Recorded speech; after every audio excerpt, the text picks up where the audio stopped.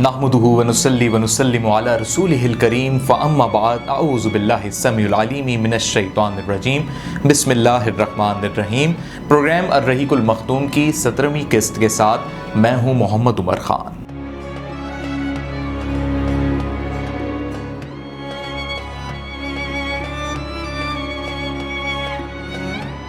ناظرین محترم، گزشتہ قسط میں ہم نے آپ کو بتایا کہ حضور اکرم صلی اللہ علیہ وسلم نے 3 سال تک خفیہ طریقے سے تبلیغ اسلام کی دعوت دی لوگوں کو، اور جو قریبی لوگ تھے وہ سب جمع ہوئے، لیکن اس میں آپ کے خانوادے یعنی آپ کے خاندان کے جو لوگ تھے، اس میں خاندان کے کچھ بڑے بزرگ بھی تھے، وہ سب ابھی شامل نہیں ہوئے تھے۔ تو اللہ رب العزت کی جانب سے یہاں آپ صلی اللہ علیہ وسلم کو کھلی تبلیغ کا حکم ملتا ہے، اور یہ کہا جاتا ہے وحی کے ذریعے، فرشتے کے ذریعے، کہ اب آپ کھلی تبلیغ کیجئے اور اب آپ بتا دیجئے اپنے اہل و عیال کو بھی، تمام تر زمانے کے لوگوں کو، کہ آپ اللہ کے نبی ہیں اور اللہ کا یہ پیغام ہے، اور پوری دنیا کے لیے یہ پیغام ہے، تمام انسانوں کے لیے یہ پیغام ہے۔ تو اس وقت آپ حکمت الہی دیکھیے کہ اللہ رب العزت جہاں آپ کو یعنی آپ صلی اللہ علیہ وسلم کو اللہ جہاں کھلی تبلیغ کا حکم دے رہا ہے، وہیں اللہ ساتھ ساتھ آپ صلی اللہ علیہ وسلم کو اس کا طریقہ بھی بتا رہا ہے۔ اور یہاں اللہ رب العزت نے جو اپنی وحی کے ذریعے جو آیات آپ صلی اللہ علیہ وسلم پر نازل فرمائی ہیں، ان آیات میں جو سب سے ایک بڑا اہم ذکر ہے وہ ہے حضرت موسیٰ علیہ السلام کے واقعے کا، کہ جب حضرت موسیٰ علیہ السلام نے فرعون کے خلاف اعلان جہاد یا اعلان تبلیغ، اللہ کا پیغام پہنچانا لوگوں کو شروع کیا، تو اس وقت انہیں کیسی مخالفت تھی، اور جن لوگوں نے حضرت موسیٰ علیہ السلام کی مخالفت کی، اس مخالفت کا انہیں کیا انجام بھگتنا پڑا۔ یعنی اللہ عذاب الہی کا یہاں پہ درس دے رہا ہے ان لوگوں کے لیے کہ جو لوگ آپ سے اختلاف کریں گے انہیں آپ بتا دیجئے گا۔ جب آپ کھلی تبلیغ کریں گے تو لوگوں نے اختلاف تو کرنا ہی ہے۔ اور ساتھ ہی صرف حضرت موسیٰ علیہ السلام کا واقعہ نہیں ہے، بلکہ یہاں پہ قوم عاد، قوم سمود، قوم نوح، قوم ابراہیم یعنی آزر کی قوم، اور قوم لوط کا واقعہ بھی اللہ نے بیان فرمایا ہے کہ آپ یہ واقعات ان کے سامنے رکھیے گا اور یہ بتائیے گا کہ جب وہ آپ کی اگر مخالفت کریں اور آپ کے پیغام پر نہ آئیں تو آپ انہیں بالکل واشگار الفاظ میں بتائیے گا کہ کس طریقے سے اللہ نے پھر گزشتہ قوموں پر عذاب نازل فرمایا جس نے اللہ کے حکم کی عدولی کی، اللہ کے حکم کو نہ مانا۔ تو آپ صلی اللہ علیہ وسلم کو جب یہ آیات مبارکہ مل گئیں وحی کی صورت میں، اور آپ صلی اللہ علیہ وسلم آمادہ ہو گئے، تیار ہو گئے، اور آپ صلی اللہ علیہ وسلم نے یہ سوچ لیا کہ اب کھلی تبلیغ کرنی ہے، اور ایک اندازہ یہ ہے کہ اس وقت آپ صلی اللہ علیہ وسلم کی عمر مبارک 43 یا 44 برس ہوگی، تو مکہ کے اندر ہی آپ صلی اللہ علیہ وسلم نے سب سے پہلے اپنے قرابت داروں، رشتہ داروں کو جمع کیا، اور جو آپ کا اپنا قبیلہ ہے اہل قریش کو، بنو ہاشم کو، جو ایکچول آپ کا قبیلہ ہے بنو ہاشم، ان کو آپ نے جمع کیا، اپنے لوگوں کو، اور یہ کھانے کی دعوت بھی تھی۔ اور اس دعوت میں آنے والے آپ کے تمام تر جو اہل و عیال کے لوگ تھے، بنو ہاشم کے لوگ تھے، وہ سب جمع ہوئے، اور جمع ہونے کے بعد جب آپ صلی اللہ علیہ وسلم ابھی اس مدعے کا بیان ہی کرنے جا رہے تھے، یہ باتیں آپ بتانے والے تھے، تو آپ صلی اللہ علیہ وسلم نے سب سے پہلے اپنے خاندان کے لوگوں کو، بنو ہاشم کے لوگوں کو جمع کیا، اور ان کی تعداد کوئی 45 کے قریب ہے، یعنی 45 افراد تھے، اور ان سب کو آپ نے جمع کر کے یہ کہہ لیجئے کہ آپ نے دین حق کا پیغام بتانا تھا۔ ابو لہب کو، جو آپ کے خاندان سے ہی تعلق رکھتے تھے، انہیں اس بات کا علم تھا کہ آپ صلی اللہ علیہ وسلم پر اس طریقے سے وحی کا نزول ہوا، اور کچھ لوگ جو ہیں وہ آپ پر ایمان لائے ہیں، بہت سے لوگوں نے ایمان قبول کیا ہے، اور انفرادی طور پہ گزشتہ 3 برسوں میں آپ یہ مہم چلا رہے ہیں، آپ سب کو دعوت کا پیغام دے رہے ہیں۔ تو ابو لہب کو اس بات کا علم تھا، چنانچہ وہ اس بات کو بھی سمجھ رہا تھا کہ کیوں محمد بن عبداللہ نے، کیوں آپ صلی اللہ علیہ وسلم نے سب کو جمع کیا ہے، خاندان کے یہ اہم 45 افراد جمع ہوئے ہیں، جس میں آپ کے چچا ابو طالب بھی شامل ہیں، دیگر چچا بھی آپ کے اس میں شامل تھے، حضرت حمزہ بھی اس میں شامل تھے۔ تو ابو لہب کو اس بات کا علم تھا، یا یہ کہہ لیجئے کہ اس کو یہ لگ رہا تھا کہ آج حضور اکرم صلی اللہ علیہ وسلم ہم سے یہ بات کریں گے۔ تو آپ صلی اللہ علیہ وسلم ابھی بات کرنا ہی چاہ رہے تھے کہ یہاں اس نے گستاخی کی۔ دیکھیں، یہ گستاخی ہے کہ اللہ کا نبی کوئی کلام کر رہا ہے، بات کرنا چاہ رہا ہے، اور ان کی بات کو کاٹ کے یا اس سے پہلے بات کو لپکنا، جس کو کہتے ہیں کہ ایک دم سے اپنی بات بول دینا۔ اور یہ سوچتے ہوئے کہ وہ یہ بات کہیں گے، یعنی اس کو ایک ہائپوتھیسس ازمپشن کہتے ہیں، اور اس ازمپشن کی بیس پہ اس کی مخالفت میں بات کہتے ہیں. تو ابو لہب نے گستاخی کی، اور اسی گستاخی کی وجہ سے اللہ کی نظر میں ابو لہب اس حد تک ناگوار ہو گیا. ایک تو اس نے مخالفت کی، مخالفت کرنے کے ساتھ ساتھ وہ ناگوار بھی ہو گیا کہ اس نے اللہ کے نبی کی توہین کی. تو ابو لہب نے یہ کیا کہ آپ صلی اللہ علیہ وسلم کو بات کرنے دینے سے پہلے ہی اس نے یہ بات کہہ دی کہ دیکھو محمد، ہمارا جو خاندان ہے، ہمارا جو کنبہ ہے، وہ اتنا طاقتور نہیں ہے کہ ہم پورے قریش سے لڑ پڑیں. یعنی ایک طریقے سے ابو لہب نے یہ بات صرف آپ صلی اللہ علیہ وسلم سے نہیں کہی، بلکہ یہ سب کو سنائی، اس مجلس کے تمام 45 افراد کو، کہ ہم اتنے طاقتور نہیں ہیں کہ ہم پورے قریش سے لڑیں ہیں. اور ایسی کوئی نادانی والی بات نہیں کرنا. نعوذ باللہ اس نے حضور اکرم صلی اللہ علیہ وسلم کی بات کو، یعنی جو کلام الہی آپ صلی اللہ علیہ وسلم اللہ کا پیغام لوگوں تک پہنچا رہے ہیں وحی کی صورت آنے کے بعد، تو اس کو اس نے کہا نادانی والی بات، نعوذ باللہ. تو اس نے کہا کہ آپ کوئی ایسی بات نہیں کیجئے گا ہم سے آج یہاں پہ کہ بعد میں ہمارے پورے خاندان کے لیے وہ مسئلے کا باعث بن جائے، اور ہم اتنی طاقت نہیں رکھتے ہیں. اور اس نے یہ کہا کہ آپ صلی اللہ علیہ وسلم کے لیے تو آپ کا خانوادہ کافی ہے، یعنی ہم سب آپ کے جو اہل و عیال، آپ کے رشتہ دار ہیں، ہم کافی ہیں. تو آپ کی جو بھی بات ہے بس ہم تک رہے، اور اس بات کو اہل قریش تک نہ پھیلائیں، اور ایسی کوئی نادانی والی بات نہ کریں. تو یہاں چچا ابو طالب کو بھی ابو لہب کا یہ طریقہ برا لگا، کیونکہ سب وہاں پہ متمنی تھے، سننا چاہ رہے تھے، اور گائے بگاہے کسی نہ کسی ذریعے سے لوگوں کے کانوں میں یہ بات آپ پہنچی تھی کہ 3 سال تک انفرادی طور پہ آپ صلی اللہ علیہ وسلم جو تبلیغ اسلام کر رہے تھے، تو یہ سننے سنانے میں تو باتیں آ گئی تھیں آپ کے خاندان کے لوگوں کو، لیکن ان سے آپ کا جو ایک ہوتا ہے بالواسطہ تعلق یا ایک بالواسطہ مخاطب ہونا، جیسے ڈائریکٹ کمیونیکیشن کہتے ہیں، وہ نہیں ہوا تھا. اور آج جب ہونے جا رہا تھا تو ابو لہب نے اس میں رکاوٹ پیدا کی. تو آپ صلی اللہ علیہ وسلم نے اس وقت یہ سمجھا کہ ابھی یہ بات نہ کی جائے، اور آپ نے پھر اگلی مجلس کا اہتمام کیا، اور اس وقت یہ بات آپ نے نہیں کی، آپ اس وقت رک گئے. یہاں پہ صبر کا مظاہرہ کیا آپ صلی اللہ علیہ وسلم نے. اور ہمیں یہ درس ملتا ہے کہ کبھی ایسی ہماری زندگیوں میں کوئی ایسی کیفیت آئے جہاں ہمیں اس بات کا علم ہو کہ ہم اللہ کے دین کا کوئی کام کر رہے ہیں، اور وہاں ایک ایسی کیفیت رونما ہو جاتی ہے کہ ہمیں لگتا ہے کہ ابھی یہ وقت مناسب نہیں بن رہا، تو وہاں صبر کر لینا چاہیے. آپ صلی اللہ علیہ وسلم نے پھر دوسری مجلس کا اہتمام کیا، یعنی پھر سے سب کو جمع کیا، اور اس دفعہ کچھ زیادہ لوگ جمع ہوئے، اور پھر آپ صلی اللہ علیہ وسلم نے باقاعدہ ان کی خاطر تواضع کر کے کھانا بھی کھلایا. اور ایک مکمل جس طرح خاندانوں میں ہوتا ہے کہ آپ اپنے خاندان کے افراد کو بلاتے ہیں، انہیں بٹھاتے ہیں، عزت دیتے ہیں، کھانے کا اہتمام کرتے ہیں، اور پھر جو معاملات ہوتے ہیں وہ آپ ڈسکس کرتے ہیں. تو آپ صلی اللہ علیہ وسلم نے بڑے اطمینان کے ساتھ مطمئن ہو کے کہا کہ دیکھو میں اپنے خاندان کے لوگوں سے کوئی بات چھپانا نہیں چاہتا، اور جو بات تم لوگوں کے لیے ہے وہ میں تمہیں بتانا چاہتا ہوں. اور آپ نے اللہ کی قسم کھا کے کہا کہ میرے بس میں نہیں ہے کہ میں تمہیں بچا سکوں. یعنی آپ صلی اللہ علیہ وسلم نے یہ ڈائلاگ کیا اپنے خاندان کے لوگوں کے ساتھ، اور اس میں آپ کے خاندان کے وہ لوگ موجود ہیں جنہوں نے آپ کی پرورش کی ہے، جن کے ہاتھوں میں آپ کا بچپن گزرا ہے، جو آپ کے بڑے ہیں، بزرگ ہیں. آپ نے ان کے سامنے بالکل واضح الفاظ میں یہ کہا کہ میں آپ کے سامنے اللہ کا دین رکھ رہا ہوں، میں آپ کے سامنے اللہ کا وہ پیغام رکھ رہا ہوں جس میں اللہ نے اپنے عذاب سے پوری دنیا کے لوگوں کو یہ بتا دیا ہے کہ اگر آپ اللہ کے دین کو نہیں مانیں گے تو آپ کے لیے دردناک انجام ہے. اور پچھلی قوموں پہ یہ ہوا ہے کہ جو اللہ کے دین سے روگردانی کرتا رہا ہے، اللہ نے انہیں جکڑ لیا، پکڑ لیا، اپنے قہر اور عذاب میں مبتلا کر دیا. اس میں قوم لوط شامل ہے، اس میں قوم نوح شامل ہے، اس میں حضرت ابراہیم علیہ السلام کی بھی قوم شامل ہے. تو آپ صلی اللہ علیہ وسلم نے کہا کہ اپنی آخرت کے خاطر، اپنی ایک ایسی زندگی کے خاطر، اور آپ نے بڑے واضح الفاظ میں کہا کہ جس طرح ہم سوتے ہیں اس طرح ہم مر جائیں گے، اور جس طرح ہم اٹھتے ہیں اس طرح دوبارہ زندہ کیے جائیں گے. گویا کہ آپ صلی اللہ علیہ وسلم نے واضح فرما دیا کہ ہمیں اللہ پہ ایمان لانا ہے، میں اللہ کا نبی ہوں، اور آپ نے محمد صلی اللہ علیہ وسلم کو اللہ کا آخری رسول ماننا ہے. تو یہ وہ واضح پیغام تھا جس پر ابو لہب نے اختلاف کیا، اور یہاں اب ابو طالب نے اپنا کردار ادا کیا، کیونکہ آپ صلی اللہ علیہ وسلم نے پچھلی مجلس میں اپنی بات کہی نہیں تھی، یہاں آپ نے اپنی بات کہہ دی. یہاں بھی ابو لہب جو ہے وہ مخالفت میں پھر اپنے دلائل دینے لگا، وہی باتیں کرنے لگا. تو ابو طالب نے اسے چپ کرایا، کہا ابو لہب تم چپ ہو جاؤ. اور ابو طالب نے فرمایا کہ اے محمد صلی اللہ علیہ وسلم،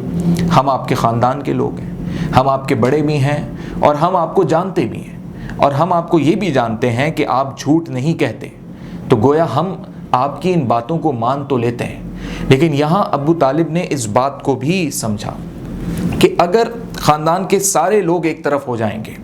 یعنی جو حضور اکرم صلی اللہ علیہ وآلہ وسلم بات کہہ رہے ہیں، تو یہ حقیقت تھی کہ قریش اس وقت اتنی طاقت میں تھے، جاہ و جلال میں تھے، ان کے وسائل، اور قریش کے اتنے قبیلے ہو چکے تھے اور سب کے سب جنگجو تھے، تو یہ ایک جنگی کیفیت ہوگی۔ تو حضرت ابو طالب نے اس وقت جو اپنی رائے اپنائی، وہ ان کی رائے یہ تھی کہ آپ صلی اللہ علیہ وآلہ وسلم کی بات کو تو وہ انہوں نے مانا، لیکن وہ ایمان نہیں لائے۔ ابو طالب یہاں ایمان نہیں لائے، لیکن یہاں انہوں نے حضور اکرم صلی اللہ علیہ وآلہ وسلم کو اس بات کی یقین دہانی کروائی کہ آپ جو بات کہہ رہے ہیں کر رہے ہیں، آپ کرتے رہیں، اور آپ کے حفاظت، آپ کے تحفظ کے لیے ہم سب کھڑے ہیں۔ تو اس میں حضرت حمزہ بھی شامل تھے، اور آگے چل کے آپ کو یہ معاملات دکھیں گے، آگے کی قسطوں میں آپ کو بتاؤں گا۔ اور گزشتہ قسط میں جو میں نے کہا کہ حضرت ابو طالب کی یہ ڈپلومیسی تھی، وہ آپ کو یہاں بھی دکھے گی کہ ابو طالب نے یہاں ایمان نہیں لائے، اور اس پہ اللہ کیا معاملے رکھتا ہے، اور حضور اکرم صلی اللہ علیہ وآلہ وسلم کی اس پہ واضح حدیث بھی ہے کہ جب چچا ابو طالب کا انتقال ہو جاتا ہے، آپ اس وقت بھی جو ہے ان کے کان میں یہ کہتے ہیں کہ آپ ایمان لے آئیے، اور اس وقت کے کیا معاملات ہیں، کیا باتیں ہوتی ہیں۔ تو آپ صلی اللہ علیہ وآلہ وسلم نے فرمایا کہ اے اہل قریش، اگر میں تمہیں یہ کہوں کہ اس پہاڑی کے پیچھے سے ایک ایسی فوج ہے، ایک ایسا دستہ ہے جو تم پہ حملہ آور ہونے آ رہا ہے، کوئی جنگی قافلہ تمہارے لیے حملہ کرنے آ رہا ہے، تو کیا تم میری بات کا یقین کرو گے؟ تو لوگوں نے بڑے آواز بلند کر کے کہا کہ ہم بالکل یقین کریں گے، ہم یہ مانتے ہیں کہ آپ صادق و امین ہیں، ہم جانتے ہیں آپ نے کبھی جھوٹ نہیں کہا، ہم آپ کو سچا مانتے ہیں، آپ یہ کہیں گے تو ہم بالکل مان لیں گے کہ ہاں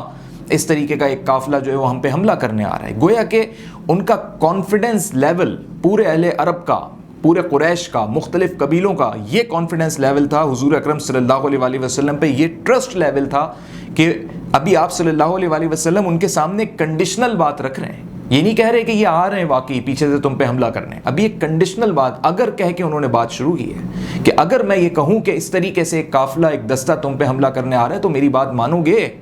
تو انہوں نے سب نے کہا کہ ہم مانیں گے، یعنی ایک کنڈیشنل اسٹیٹمنٹ پہ بھی انہوں نے کہا کہ ہم مانیں گے۔ کیوں نہیں کہا، کیسے نہیں کہا، کوئی سوال دوسرا نہیں کیا، اور علی اعلان سب نے کہا، ہم آواز ہو کے سب نے کہا، پورے مجمع نے یہ کہا۔ ابو لہب بھی یہ مناظر دیکھ رہے ہیں، اور آپ کے چچا کو بھی اس بات کا علم ہے، سب دیکھ رہے ہیں، آپ کے خاندان کے لوگ بھی موجود ہیں، اور وہ ایک خاص و عام کا مجمع لگ گیا کوہ صفا کے اطراف میں۔ آپ کوہ صفا پہ کھڑے ہو کے اس پہاڑی پہ آپ صلی اللہ علیہ وآلہ وسلم نے سب کا کانفیڈنس لیول بھی چیک کر لیا۔ پھر آپ صلی اللہ علیہ وآلہ وسلم نے انہیں عذاب الہی سے ڈرایا اور بتایا کہ دیکھو میں اللہ کا رسول ہوں، اور اللہ کے سوا کوئی عبادت کے لائق نہیں، وہی معبود برحق ہے، اور اس نے تمہارے لیے، تمہاری قوم میں مجھے رسول بنا کے بھیجا ہے، میں اللہ کا آخری نبی ہوں، اور میں تمہیں اللہ کا پیغام اور دین حق کا پیغام دینے آیا ہوں کہ تم بھی اللہ پر ایمان لاؤ، اپنے تمام بتوں، اپنے تمام خداؤں کی عبادت کو چھوڑ دو، اور وہ کام جو تم کرتے ہو جس کی وجہ سے تم گناہ میں مبتلا ہو رہے ہو وہ چھوڑ دو، اور اگر تم ایسا نہیں کرو گے تو ماضی کی قوموں پر، ماضی کی امتوں پر اللہ کا عذاب ہوا ہے، اور تم اس عذاب میں مبتلا ہو جاؤ گے، اور وہ سخت ترین عذاب ہے، وہ قہر ہے اللہ کا۔ تو یہ وہ بات تھی جس کے بعد اہل قریش کے لوگوں میں ایک تذبذب پیدا ہو گیا۔ یہ تذبذب ایسا تذبذب تھا کہ آپ کہہ رہے ہیں، یعنی آپ صلی اللہ علیہ وآلہ وسلم فرما رہے ہیں کہ بتوں کی پوجا چھوڑ دو، بتوں کی عبادتیں چھوڑ دو، بتوں کو ماننا چھوڑ دو۔ یہی تو وہ اصل وجہ ہے ان تمام تر قریشیوں کے پاس، ان تمام تر لوگوں کے پاس، جس کی وجہ سے وہ ایک دوسرے کے اوپر اپنی افضلیت ظاہر کرتے ہیں، جس کی وجہ سے وہ انسانوں کو غلام بناتے ہیں، جس کی وجہ سے عورتوں کو لونڈی بناتے ہیں، جس کی وجہ سے وہ بچیوں کو پیدا ہوتے ہی دفنا دیتے ہیں، جس کی وجہ سے وہ پورے معاشرے میں اپنے آپ کو بڑا ہی اپنی شوکت شان بتاتے ہیں۔ یہی تو وہ بت ہیں، اور آپ صلی اللہ علیہ وآلہ وسلم نے بالکل واضح الفاظ میں فرما دیا یہ بت کسی کام کے نہیں، ان کی مت عبادت کرو، یہ گناہ ہے اور اللہ کے عذاب کو دعوت دینے کے مترادف ہے۔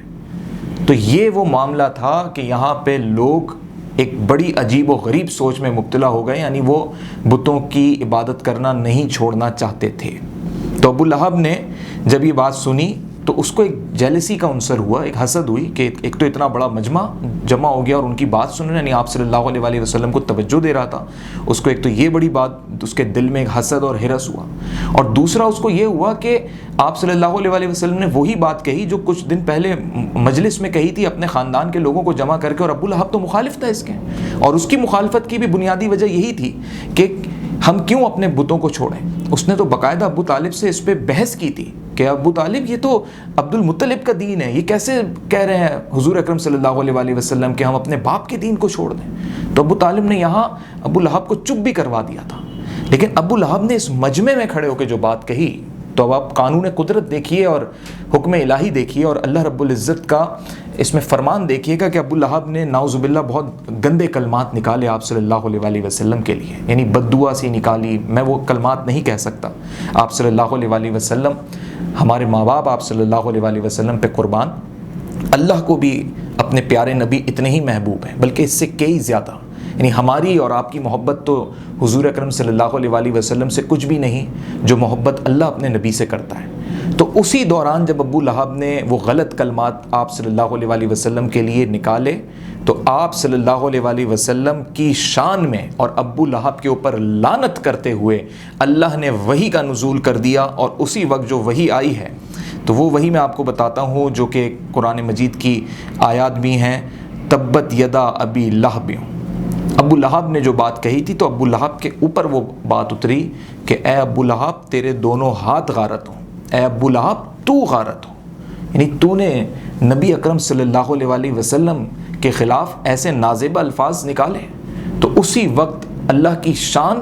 اور اللہ کی قدرت جو ہے وہ جلال میں آ گئی, اور ابو لہب کے لیے اللہ کا یہ کلام اترا, یعنی اللہ کا واضح کلام ابو لہب کے لیے اترا. تو ہر وہ شخص جو رسول اکرم صلی اللہ علیہ وسلم کی مخالفت آج کی تاریخ میں بھی اگر کرتا ہے, ناموس رسالت بھی کرتا ہے, تو اس پہ اللہ کی لعنت اور پھٹکار ہے. اسی طریقے سے جس طرح اس وقت اس میدان میں, کوہ صفا کے میدان میں ابو لہب کے اوپر ہوئی کہ تبت یدا ابی لہبیوں, کہ ابو لہب تجھ پہ لعنت ہو, پھٹکار ہو, تو غارت ہو. تو آپ صلی اللہ علیہ وسلم پھر پیچھے نہیں ہٹے, اور آپ صلی اللہ علیہ وسلم نے جب یہ سب کو اعلان نبوت کے ساتھ ساتھ پیغام دیا اللہ کا, اور وحدت کا پیغام دیا, یہ وہ تبلیغ اور دعوت کا پیغام تھا جو سورہ مدثر کی ان 5 آیات میں اللہ نے جو ویژن دیا تھا, آج وہ اسٹارٹ ہو گیا اس کا, آج اس کی بگننگ ہو گئی پورے قریش میں.